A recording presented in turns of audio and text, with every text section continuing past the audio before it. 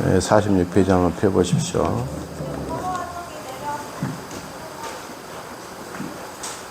예, 책을 안 가져오신 분들은 다음에 꼭 가져오시기 바랍니다.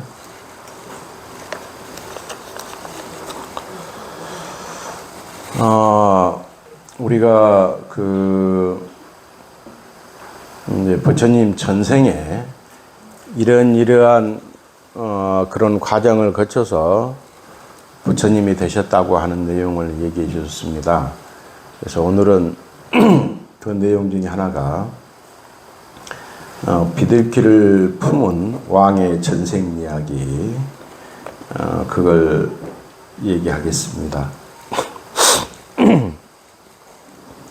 예, 제가 감기가 와서 목소리가 그렇더라도 이해해 주시기 바랍니다. 보살은 또 다른 생에는 한 나라의 왕으로 태어나서, 여기서 보살은 부처님을 얘기하는 겁니다. 가벼운 비둘기의 목숨을 살리려고 스스로 희생한 적도 있다. 오랜 옛날 훌륭한 인품으로 세상을 다스리던 12왕이 있었다. 그는 커다란 자부심을 베풀어 수많은 중생을 보살폈다. 한편 천상의 신 제석청은 12왕의 자비심을 시험해 보기로 하였다. 부활을 비둘기로 자신은 매로 변하여 맹추격을 벌인 것이다.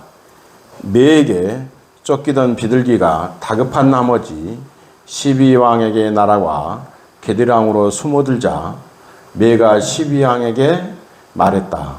그 비둘기들은 내 먹잇감이요. 어서 내놓으시오. 나는 지금 너무나 굶주려 있어. 12왕이 비둘기를 품어서 말했다. 나는 오랜 옛날부터 모든 생명을 구제하겠노라고 다짐했다. 이 비둘기는 나를 의지하고 있으니 내게 줄 수 없다. 대왕께서 지금 모든 생명을 구제한다고 말씀하셨는데 그 비둘기는 내 먹잇감입니다. 먹지 못하면 나는 살 수가 없는데 이런 나는 모든 생명에 들어가지 않는단 말입니까? 내게 다른 고기를 주면 먹겠는가? 갓 잡은 더운 고기라면 먹겠습니다. 왕은 생각했다. 갓 잡은 더운 고기를 구하려면 살아있는 것을 죽여야 하는데 이것은 옳지 않다. 이 세상의 모든 것은 다 목숨이 있고 저마다 자기 목숨을 가장 아끼고 보호하지 않는가? 누굴 살리기 위해 누굴 죽여야 할 것인가? 내놓는 것은 내 몸밖에 없구나. 그리하여 왕은 날카로운 칼을 가져와서 자기 다리살을 베어 매에게 내밀었다. 이제 그 12왕이 있는데 이제 그 시험해 보려고 비둘기가 되고 매가 돼서 그 비둘기가 이제 12왕 그 게드랑이로 들어가지 않습니까? 그러니까 살려달라고 하지 않아요. 살려달라고 하는데 12왕께서는 그 사냥꾼이 매가 내가 너무 배가 고프니까 그 비둘기를 어서 주라.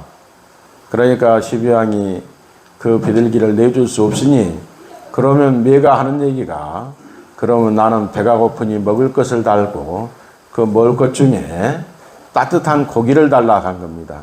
그래서 12왕이 생명에 대한 무수한 그런 존엄의 가치를 높이 하기에 어쩔 수 없이 자기 살을 베어서 매에게 내밀었습니다. 매가 말했다.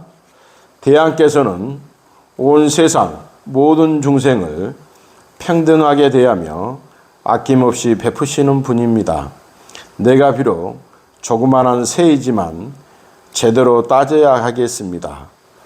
조를 가져와서 과연 대왕께서 베어낸 그 살이 비둘기 무게와 같은지를 재봐 주시기 바랍니다. 왕은 곧 조를 가져오도록 명하였다. 저울추를 가운데 달고 한쪽 접시에는 비둘기를 얹고 다른 한쪽에는 자신의 다리살을 올렸다. 그런데 다리살이 비둘기보다 가벼웠다. 왕은 다시 자신의 두 팔과 옆구리 살을 베어서 저울 접시 위에 올렸다. 여전히 비둘기 무게가 가벼웠다. 비둘기 무게보다 가벼웠다. 하는 수 없이 왕은 몸을 일으켜 저울 접시에 오르려 하였다. 그러다 기력을 잃고 발을 헛디딘 바람에 쓰러지고 말았다. 한참 만에 깨어난 왕은 스스로를 꾸짖었다. 마음아, 나는 오랜 옛날부터 내게 시달리며 생사를 윤회하면서 온갖 고초를 맛보았지만 제대로 복을 짓지 못했다. 그런데 지금은 정진하여 보살행을 할 때이니 게으름을 피울 때가 아니다. 이렇게 자기의 마음을 꾸짖은 뒤 힘겹게 몸을 일으켜 저울 접시에 올랐다. 그리고 자신의 행동이 말할 수 없이 기뻤는데 왕이 기쁨을 일으키는 순간 온 세상이 진동하고 하늘에서 꽃비가 쏟아져 내렸다. 그리고 매가 제석으로 바뀌어 왕 앞에 모습을 드러내어 물었다. 아무나 할 수 없는 이런 보살행을 무엇을 구하려고 하시는 것입니까? 왕 중에 왕이 되려고 하십니까? 하늘의 신이 되려고 하십니까? 아니면 세상에서 그 어떤 행복을 바라서 이런 행을 하시는 것입니까? 그러자 보살인 12왕이 말했다. 그 어떤 영화로운 즐거움도 구하지 않았습니다. 나는 이렇게 복을 지어서 훗날 부처님의 도를 구하려고 합니다. 제석청이 다시 물었다. 대왕께서는 지금 몸이 너무나 상해 있습니다. 혹시 후회는 없습니까? 없습니다. 없다고 말하시지만 그 속마음을 누가 알겠습니까? 지금 대왕의 몸을 보니 기운이 딸려서 이내 숨이 끊어질 것 같습니다. 그러려면 후회하지 않는다고 하시니 그 말씀이 진실인지 어떻게 증명하시겠습니까? 그러자 보살인 12왕이 서운을 세우며 말했다. 처음부터 끝까지 나는 후회하지 않았으니 내가 원하는 결과를 얻을 것입니다. 내 말이 사실과 다르지 않다면 내 몸은 곧 회복될 것입니다. 이 소원을 마치자 몸은 곧 회복되었고 전보다 더 훌륭해졌다. 세상에 귀하지 않는 목숨이 없다. 먹고 먹히는 고리 속에서 누군가는 희생되어야 하지만 보살은 기꺼이 그 자신을 내던져 중생의 먹이가 되고 자기 희생을 조금도 후회하지 않으면서 그 선업의 가보로 부처님 되기를 진심으로 바라는 사람이다. 여기서 그 보살인 12왕의 얘기를 하는 겁니다. 이렇게 우리가 살다 보면 무수한 많은 업을 짓습니다. 그것이 우리가 선과하지 않습니까? 선과. 선업도 있을 거고 악업도 있을 겁니다.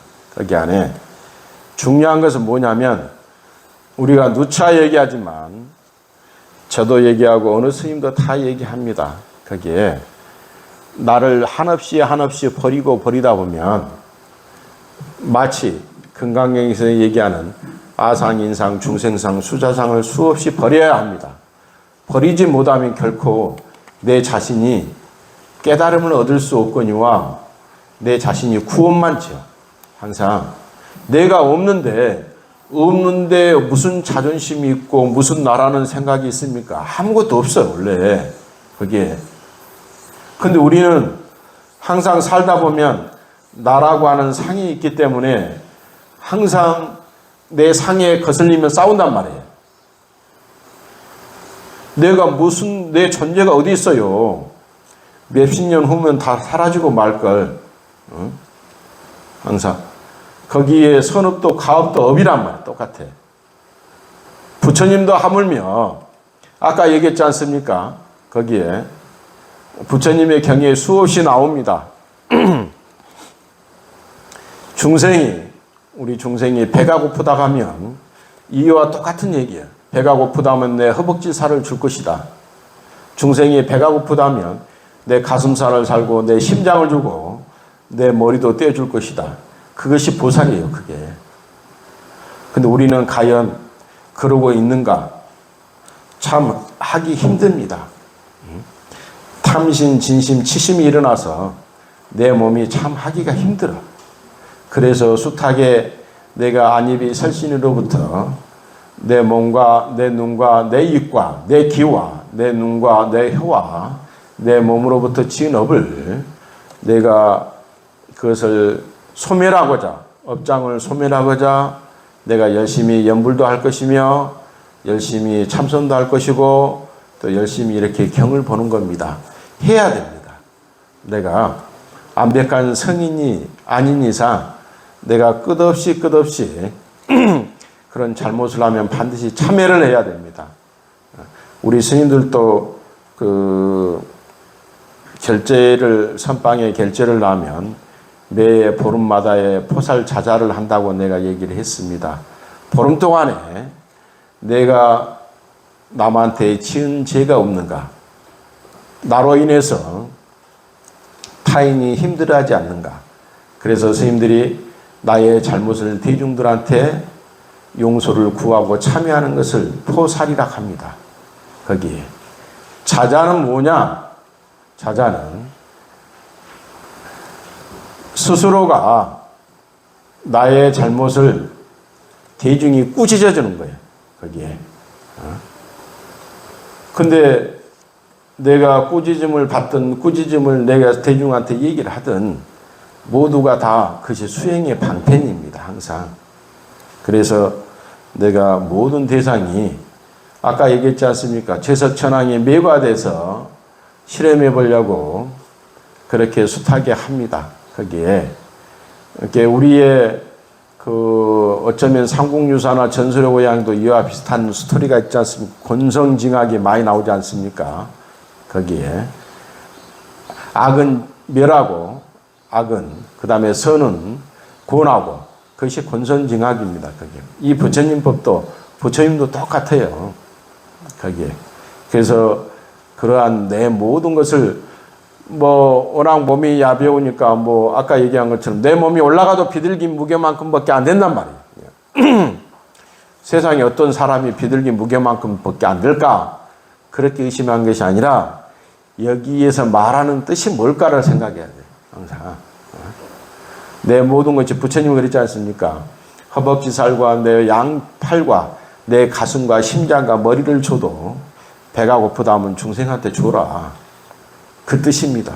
이게 내 마음에 내 모든 걸 가져도 그래야지 금강경에서 얘기하는 참다운 그런 실상, 참다운 그런 생명의 실상 자리가 그 보입니다. 보여. 아상인상, 중생상, 수사상을 내가 버리지 못한 상태에서는 결코 성불할 수 없습니다. 결코 내가 깨달음을 얻을 수 없고 결코 행복할 수 없습니다. 거기에 제가 앞전주에 그 어느 교육이 있어서 교육을 갔는데 그 교육에서 가장 중요한 게 이게 우리가 청년 대학생 포교를 어떻게 할 것인가 그런 주제를 가지고 얘기한 적이 있어요. 토론회하고 열띠게 논의하고 거기서 답은 그러더라고. 요즘에 아주 멋있는 얘기 똑같습니다. 우리가 성불합시다 하는데 우리는 과연 성불을 얼마나 했는가. 그러면 우리는 정법합시다. 부처님 법을 전합시다. 부처님 법을 믿으십시오 하는데 우리가 평생을 살면서 몇 명한테 부처님 법을 믿으십시오. 정법합시다. 그 얘기를 한 적이 있느냐 이 말이야. 그게 내가 절을 수십 년 동안 다녔으면서 그런 것도 못하는 때가 대단히 많습니다. 그게 그러면서 어떻게 하면 우리 청년 불자, 우리 대학생 불자를 앞으로 키울 것인가 그 논제가 있었어요. 논제가 요즘에 각 대학을 가보면 대학에 불교 동아리라고 하는 것이 있어요. 근데 그 동아리가 옛날에 20, 30년 전보다 지금은 10개 있다가만 1개, 9개가 없어지고 1개만 살아있는 게 지금 다 없어졌단 말이에요. 가까운 목포대학교도 제가 그때 목포대학교 있는 시절만 해도 그래도 활발하게 했었는데 그 대불련이 근데 목포대학교가 어느 순간 없어져 버렸어. 그런 우리 불교 동아리도 없어졌고 그런 동아리 방도 없어졌다. 동아리가 없어지니까 방이 당연히 없어졌죠. 그걸 한번 없애고 나서 다시 살려내기가 대단히 어렵단 말이에요. 그러면 어떻게 하면 숫자를 늘리고 어떻게 하면 부처님 품으로 더 많이 청년불자가 돌아올까? 답은 뭐냐면 내가 스님이든 누구든 똑같아요. 그 학생의 눈높이로 다가가는 것밖에 없단 말이에요. 그 학생이 뭘 필요로 할까? 잘 들어보십시오. 이것은 학생뿐만이 아닙니다. 그 누구를 상대해도 똑같은 얘기예요. 나라고 하는 것을 주장해서 상대방에 가면 내가 결코 상대방을 설득할 수가 없습니다. 공감할 수가 없단 말이에요. 항상 상대방의 입장에 서서야 되는 거예요. 그것이 요즘에 말하는 청년불자고 대학생불자고 또 어쩌면은 신세대인 그걸 세대를 MZ세대라고 하는데 그 MZ세대에 다가가야지만 우리가 공감을 할 수 있고 불교도 마찬가지예요. 그것이 필요라는 게 뭘까? 필요로 하는 것을 도와주는 것이 그 역할이다 해서 아마 우리 종단적으로 범불교적으로 아마 그 살리기 운동에 앞장설 겁니다. 아마. 그래서 전국에 우리가 25개 우리 조계종 본사가 있는데 그 본사에 그걸 확답을 하셨는데 어떤 큰 스님께서 그러면 한 본사에 3개의 대학을 책임진단 말이에요. 그러면은 25개의 본사하면 몇 개입니까? 거기에 벌써? 그러면은 벌써 그 25개 본사하고 3개면은 한 50개 가까이 되지 않습니까? 거기에 그 큰 스님께서 그러면은 4개를 내라. 한 본사에. 3개는 본사에서 책임을 지고 하고 한 본사당 1개씩은 내가 후원하겠다. 1년에 수천만 원씩 해서 그러면은 한 본사에 4개의 대학의 청년 불자를 만드는 그런 우리가 말하는 대학생 불자회를 다시 새롭게 꾸민단 말이에요. 그렇게 해서 분명히 그러면은 그들이 가장 원하는 게 뭘까? 거기에 제도적인 방법을 얘기하겠죠. 그래서 어쩌면 가장 이렇게 보편적인 말 중에 하나가 절에 가서 체험하고 싶고 또 스님들하고 차라도 마시고 싶고 그런 마음이 있다는 거예요. 근데 우리 템플스테이만 해도 돈을 내고 한단 말이에요, 이게.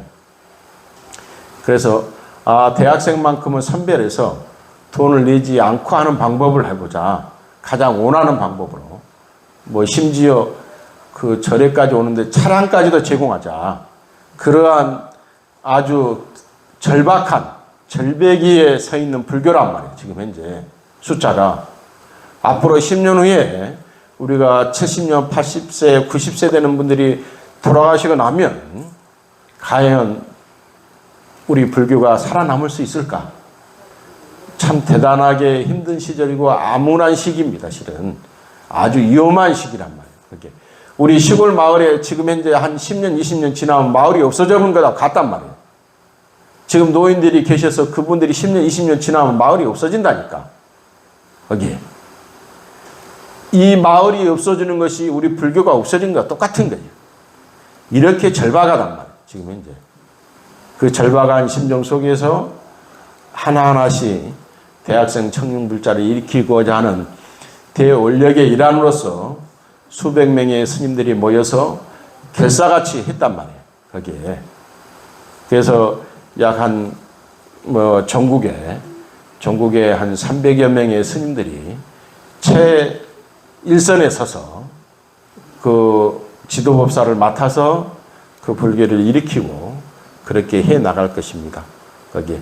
그걸 전법 전법위원회라고 합니다. 전법위원회, 대학생 전법위원회 지도법사죠. 그 대학생의 전법위원을 책임지고 이끌 지도법사, 그 법사의 스님들이 그렇게 교육을 했단 말이에요. 저도 마찬가지고, 저도 아마 그렇게 이제 그런 걸 좋아하기도 하고, 저도 배웁니다만, 저도 열심히 그런 지도법사가 돼서 아마 해 나갈 것이십니다만, 그렇게 절박한 시절에 그 절박함을 우리가 조금씩 우리가 적어도 내가 알아야지 나가서 무슨 얘기를 할 거 아닙니까? 알지 못한 상태에서 나가면 얘기하면 구원만 짓는 거야. 나의 상만 나타나는 거야. 내가 적어도 알아야 됩니다. 그 아는 그 발달이 이렇게 앉아서 이렇게 책을 보는 겁니다. 그래서 그런 보살행의 실천으로서 아마 그런 12왕이 먼 훗날에 부처님이 됐다고 하는 그런 내용입니다. 그 다음에 읽어보도록 하겠습니다. 페이지 수 49페이지. 인욕하는 수행자의 전생 이야기. 보살은 또 어느 때인가 숲에서 수많은 제자들을 거느리며 수행하는 사람으로 살고 있었다. 그때 가리왕이 나라를 다스렸는데 매우 포악했다. 이 왕이 신하들과 궁녀들을 거느리고 숲으로 들어가 논일다가 어느 결에 잠들고 말았다. 궁녀들은 잠시 왕을 버려두고 숲을 돌아다니다가 단정히 앉아 깊은 사색에 잠긴 수행자를 보게 되었다. 그 모습에 저절로 공경하는 마음이 일어나 꽃을 따서 수행자에게 흐른 뒤에 둘러앉아 법문을 청해 들었다. 시간이 흘러 잠에서 깨어난 왕은 사방을 둘러봐도 궁녀들이 보이지 않자 4명의 대신들을 거느리고 찾아다녔다. 여인들이 수행자에 둘러싸여 앉아 있는 모습을 본 순간 화가 치밀어 그에게 다가가 물었다. 그대는 선정을 얻었는가? 수행자가 답했다. 아직 얻지 못했습니다. 그대는 자비희사의 4가지 마음을 얻었는가? 아직 얻지 못했습니다. 그러자 왕은 분노에 차서 소리를 질렀다. 그런 경지를 얻지 못했다면 한낱 범부 중생일 뿐인데 어찌 감히 궁녀들과 어울리고 있는가? 대체 이 숲에서 무엇을 수행하고 있는 중인가? 보살인 수행자가 답했다. 잘 참고 견디는 인욕을 수행하고 있는 중입니다. 이 말을 들은 왕은 곧 칼을 빼들어 그를 겨누면서 말했다.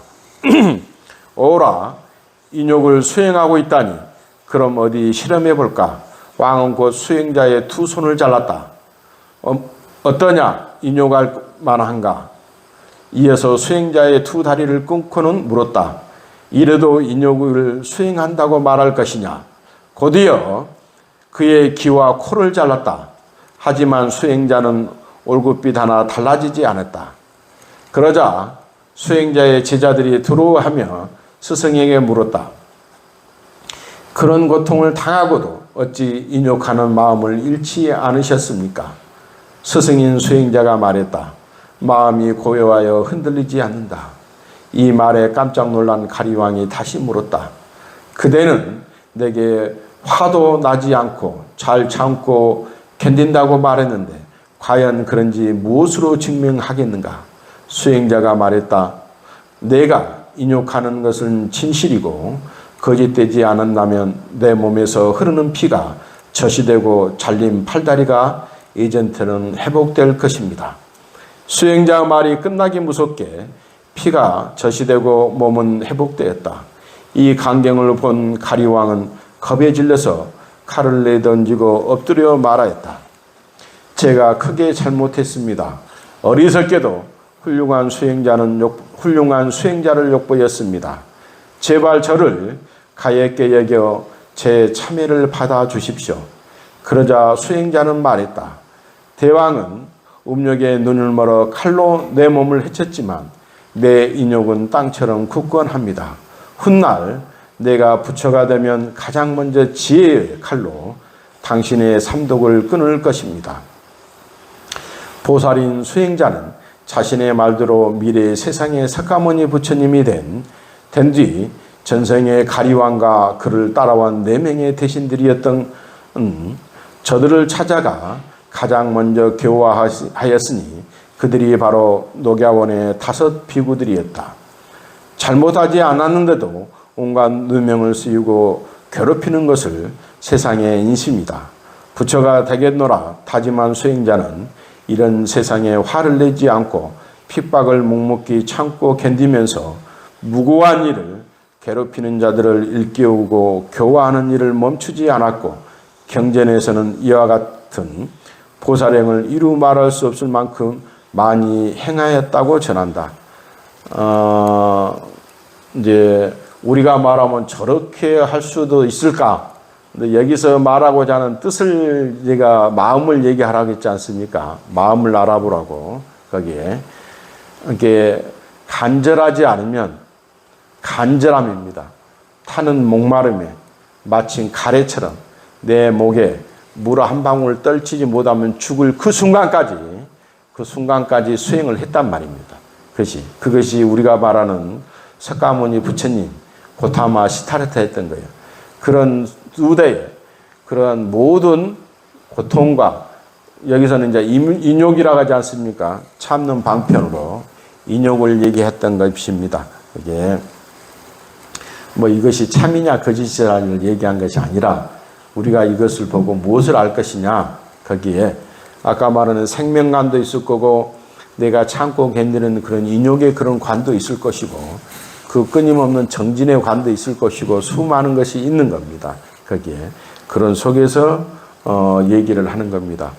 여기가 자타카가 여기에서는 원래 자타카라고 하는 그 내용이 부처님의 전쟁담이 상당히 깁니다. 수많은 있는데 이제 마지막으로 한 구절만 읽으면 자타카가 끝납니다. 그래서 이 자타카가라는 것이 내용을 읽으면 참 재밌는데 실은 이렇게 보면 딱딱하고 들뜰지 몰라도 우리가 전설의 고향처럼 드라마를 만들면 재밌지 않습니까? 거기에 그런 것처럼 근데 이렇게 책으로 읽으려니까 하는데 이 내용이 항상 후대에 전해지는 거예요. 거기에. 마지막으로 진리를 구하기 위해 목숨을 바친 전생 이야기 읽어보도록 하겠습니다. 보살이 모든 선업과 보살행을 하는 이유는 오직 하나, 부처님의 깨달음을 얻기 위해서다. 가장 높고 바른 깨달음을 얻기 위해 보살은 자신을 끝없이 희생하면서도 진리의 가르침을 찾아 길을 나선다. 어느 사람에게는 그저 귓가를 스치는 소리에 지나지 않더라도 깨달음을 찾아 나선 보살은 그것이 진리의 말씀인 줄을 알아차린다. 그만큼 소원이 간절했기 때문이다.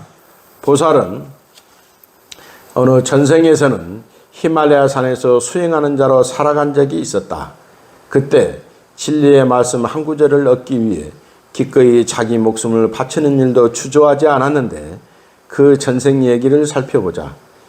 히말라야 산에 홀로 살면서 수행으로 온종일을 보내는 구도자로 태어난 보살은 일찍이 부처님이 세상에 나셨다는 소식을 듣지 못했고 부처님의 가르침도 듣지 못했다. 홀로 영맹정진하는 가운데 어디선가 누군가가 자신에게 진실한 가르침을 들려주기만을 간절히 바라고 있었다. 이 구도자의 간절하고도 진지한 모습을 보고 천상의 제석천과 신들이 감탄하여 말하였다. 천상의 신과 인간 세상 모든 사람들은 번뇌라는 도끼에 시달리고 있다. 만일 세상에 부처라는 나무가 있다면 모든 중생이 그 나무의 서늘한 그늘 안으로 모여들 것이다.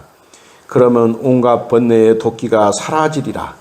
저 구도자가 다음 세상에 부처가 된다면 천상의 신인 우리도 뜨거운 번뇌를 없앨 수 있을 텐데 과연 그렇게 될까?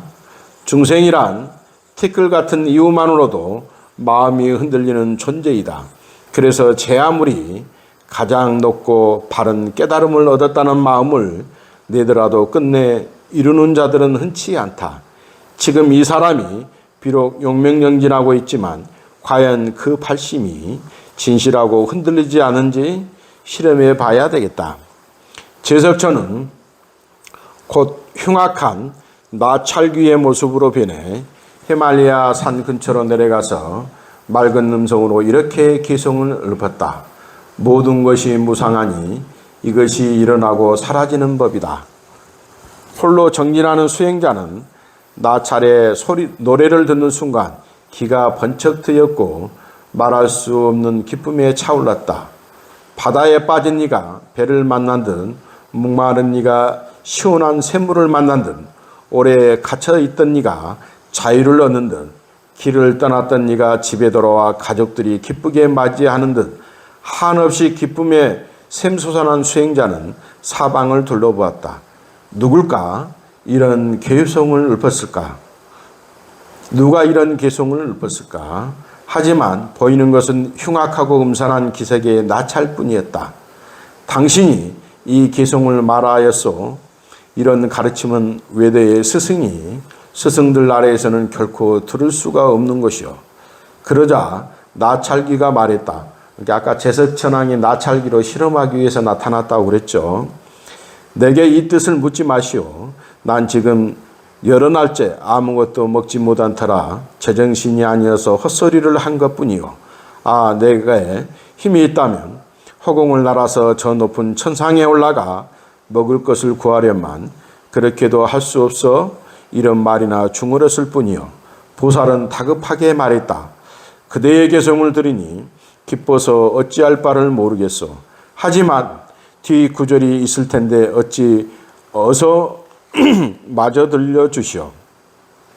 그 개성 뒷부분을 일러주면 나는 일생 동안 그대의 제자가 되겠소. 나찰귀는 천연덕스럽게 말했다. 자기 생각만 하지 말고 내 사정도 헤아려 주시오.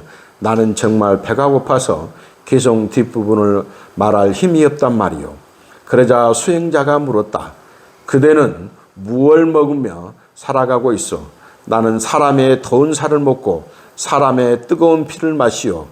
복이 없으니 이런 것만 먹고 살 수밖에요.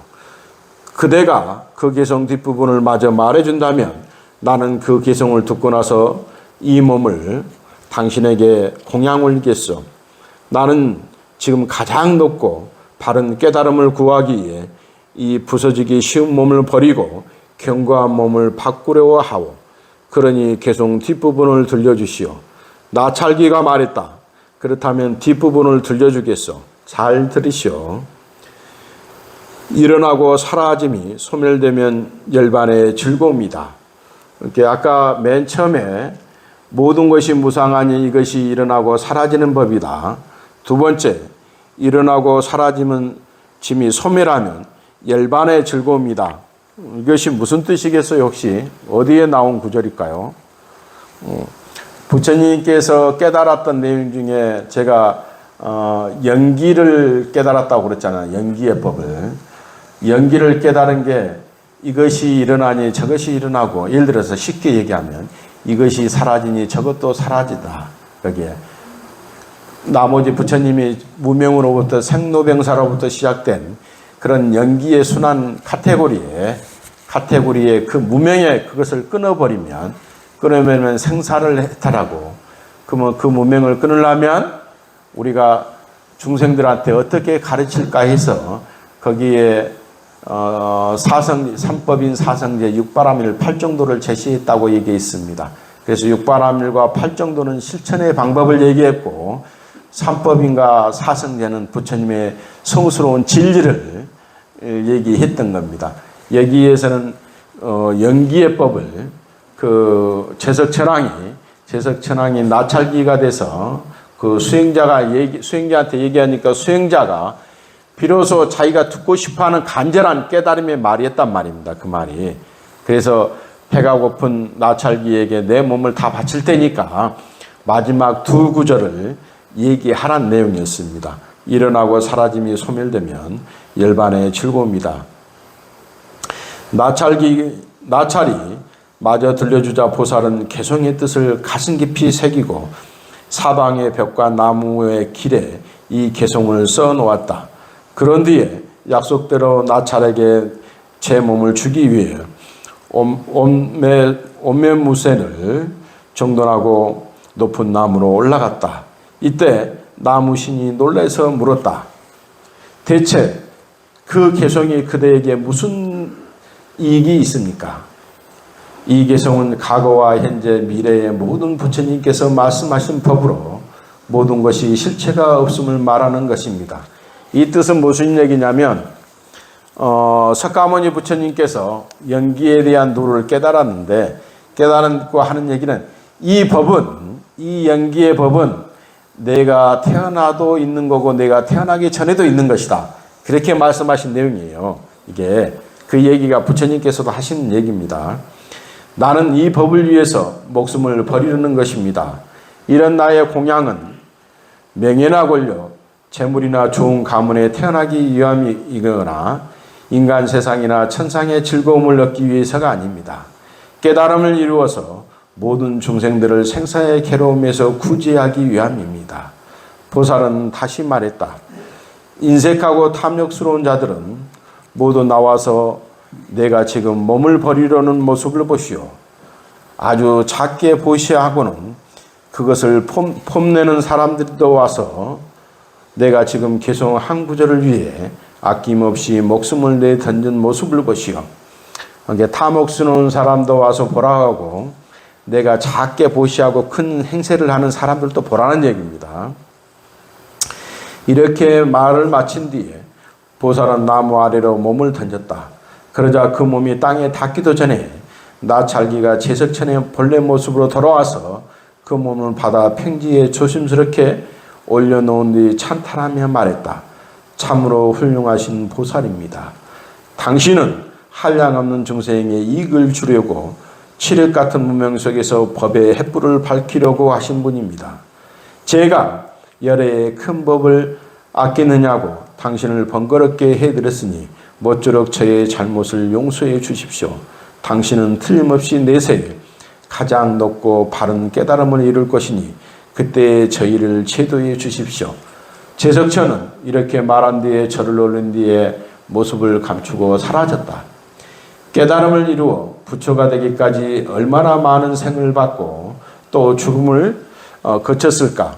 하지만 세세생생보살은 자신의 한 생 한 생을 다른 일을 위해 아낌없이 보시하고 개를 목숨보다 더 소중하게 지키고 어떤 일을 당하여도 잘 참아내며 정진을 쉬지 않고 참선하는 일을 가장 중요한 일가로 여기고 지혜를 구하였다.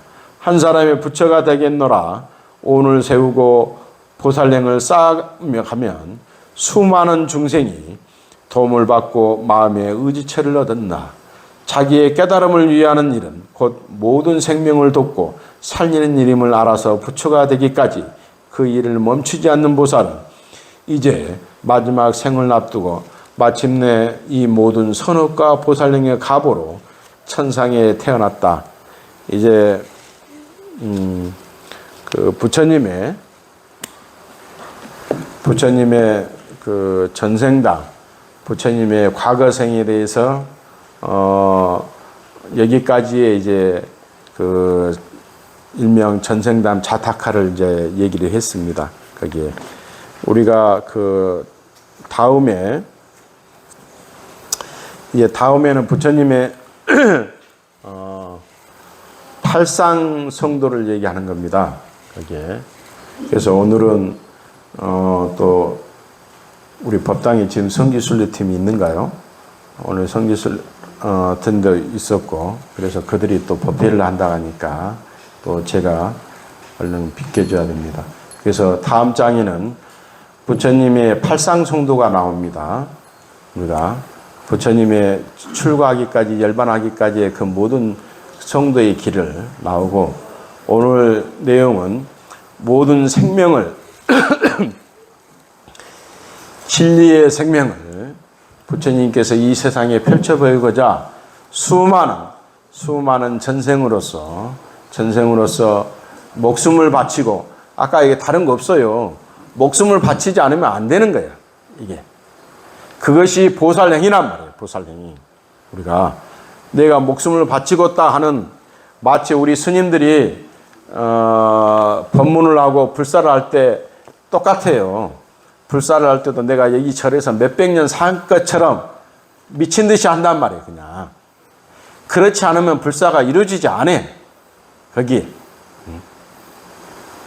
삿된 기운이 들어가면 이루어지지 않는 것처럼 똑같단 말이에요. 그게. 그래서 현재 몇백 년, 천년 넘게 이 세상에 불교가 있는 겁니다. 여기에. 오늘 여기도 마찬가지예요. 여기 앉아 계신 우리 모든 불자님들이 아까 얘기한 것처럼 내가 하는 행동 하나가 보살의 행위다. 내가 전법자라는 그런 마음으로 내가 더 참고 더 인내하고 또 좋은 지혜가 있으면 더 가르쳐주고 그런 마음에서 꼭 행하시기를 바랍니다. 그리고 모두 일어나서 사흥소원하고 마치도록 하겠습니다.